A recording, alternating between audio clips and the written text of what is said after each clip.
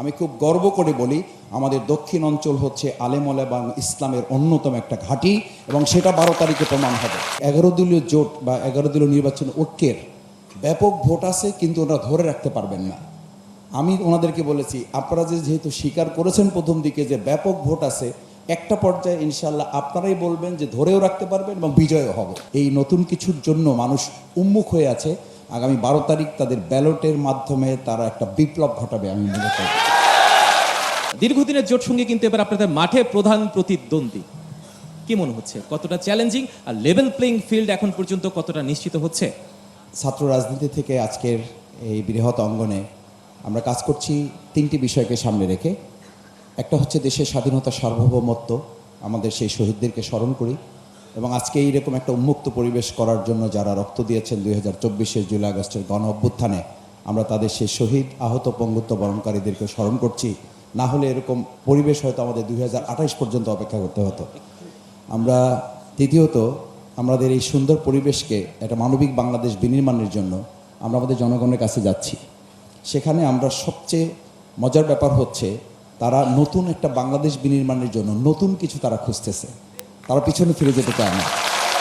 তো সেই নতুন কে দিতে পারে? নতুন দিতে পারে ইসলাম, নতুন দিতে পারে দেশপ্রেম, নতুন দিতে পারে ভালোবাসা, মমত্ববোধ। এই নতুন কিছুর জন্য মানুষ উন্মুখ হয়ে আছে। আগামী 12 তারিখ তাদের ব্যালটের মাধ্যমে তারা একটা বিপ্লব ঘটাবে আমি মনে করি। তৃতীয় হচ্ছে আমি এলাকায় যাচ্ছি, আপনি লেভেল প্লেইং ফিল্ডের কথা বলেছেন। আমি প্রতিদ্বন্দ্বিতা বলবো না, আমরা একসাথে লড়াই করেছি এবং লড়াইয়ের ময়দান থেকে এখন আমরা এখানেও একসাথে বসেছি। প্রতিদ্বন্দ্বিতা হলে বসা যেত না। আমার মনে হয় আমরা প্রতিযোগিতায় আছি। বিদেশ থেকে দেশে রেমিটেন্সের টাকা আসে নিরাপদে, তাই আজই আপনার আপনজনকে বলে রাখুন রেমিটেন্সের টাকা যেন শুধু নগদেই পাঠায়। প্রতিযোগিতা তো থাকতেই হবে, ভালো কাজের প্রতিযোগিতা থাকলেই তো দেশ এগিয়ে যাবে। আমি মনে করি যে আমাদের রাজনৈতিক নেতৃবৃন্দ এখানে আমরা যারা আছি এবং যারা শুনবেন, সকলের কাছে আহ্বান থাকবে প্রতিদ্বন্দ্বিতা নয়, প্রতিহিংসা নয়, বরং আমরা প্রতিযোগিতার ভিত্তিতে ঐক্যের মাধ্যমে বাংলাদেশটাকে আমরা এগিয়ে নিয়ে যাব।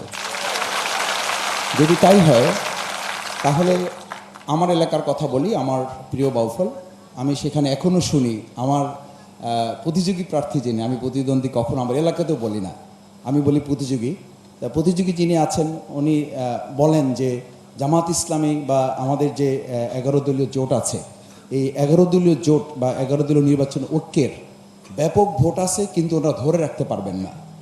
আমি ওনাদেরকে বলেছি, আপনারা যেহেতু স্বীকার করেছেন প্রথম দিকে যে ব্যাপক ভোট আছে, একটা পর্যায়ে ইনশাল্লাহ আপনারাই বলবেন যে ধরেও রাখতে পারবেন এবং বিজয়ও হবে।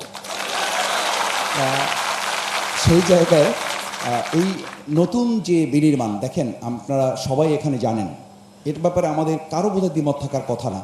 আমাদের সন্তানেরা, আমাদের শিক্ষার্থীরা, আমাদের ছাত্র ছাত্রী, মায়েরা, বোনেরা সবাই মিলে কিন্তু একটা স্লোগান তুলেছিল তখন, উই ওয়ান্ট জাস্টিস। জাস্টিস কোথায় পাওয়া যায়? জাস্টিস পাওয়া যায় শুধুমাত্র ইসলাম, একমাত্র ইসলাম, কেবলমাত্র ইসলামের মাধ্যমে। আমি বলছি সেই ইসলামের ইজারাদার আমরা নিয়েছি তা বলছি না, ইজারাদার জামাত ইসলামী না, ইজারাদার সব মুসলমানেরা এবং এটার জন্য ভুক্তভোগী বা এটার সুবিধাভোগী সমস্ত এখানে হিন্দু ধর্মাবলম্বীরাও এখানে অনেকে এসেছেন। আমি মনে করি তারাও এটা জানবেন, স্বীকার করবেন যে মদিনা রাষ্ট্র যখন মুহাম্মদ রাসূলুল্লাহ সাল্লাল্লাহু আলাইহি ওয়াসাল্লাম গঠন করেছিলেন, তখন ভিন্ন ধর্মাবলম্বীরা একথা নির্দ্বিধায় স্বীকার করেছিলেন যে ইসলাম পূর্ব যুগের চেয়ে আমরা ইসলামের যুগে মায়ের কোলে বসবাস করছি। আমি একটা কথা এই পয়েন্টে একটু বলতেই চাই, যে বরিশালে আজকে আমরা কথা বলছি, আমরা অনেকের কথা শুনছি একটু আগে। আমার বোধ হয় বরিশালে যদি অনেকের কথা শুনতে হয় তাহলে আমাদের হজরত মাওলানা দেলোয়ার হোসেন সাঈদী রাহিমাহুল্লাহর কথা আমাদের শুনতে হবে। তিনি বরিশালকে শুধু বরিশাল না, তিনি বরিশালকে গোটা পৃথিবীর মানচিত্রে এটাকে অনেক উঁচু স্থান করে তুলে ধরেছেন। আমাদের শুধুমাত্র হজরত মাওলানা দেলোয়ার হোসেন সাঈদী রাহিমাহুল্লাহ না, আমি একজন মাদ্রাসা ছাত্র, পড়াশোনা করেছি, বিশ্ববিদ্যালয় থেকে PhD ডিগ্রি করেছি।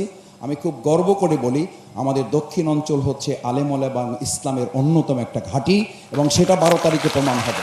সেই জায়গায় আমি মনে করি যে ইনশাআল্লাহ সেই চেতনা ধারণা হবে। যদি জনরাই আপনাদের পক্ষে আসে।